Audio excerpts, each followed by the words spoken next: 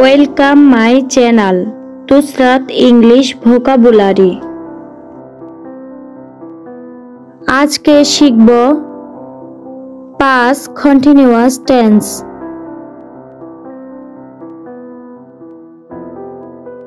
পাস্টের অর্থ অতীত, কন্টিনিউয়াস অর্থ চলমান বা ঘটমান, তার মানে ঘটছে।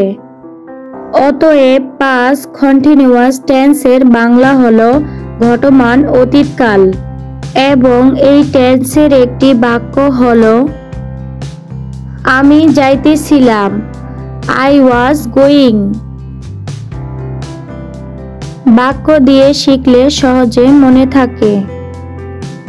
আমি লিখিতেছিলাম, আই ওয়াজ রাইটিং। আমি সাঁতার কাটিতেছিলাম, আই ওয়াজ সুইমিং। আমি শুনিতেছিলাম, আই ওয়াজ লিসেনিং। আমি সাহায্য করিতেছিলাম, আই ওয়াজ হেল্পিং। এইবার নাম দিয়ে আরো কিছু বাক্য পড়ি। কামাল টিভি দেখছিল, Kamal was watching TV. Kamal বিষয়টি নিয়ে ভাবছিল, Kamal was thinking about the matter. কুকুরটি বাইরে ডাকছিল, the dog was barking outside. বৃষ্টি হচ্ছিল, ইট ওয়াজ রেনিং।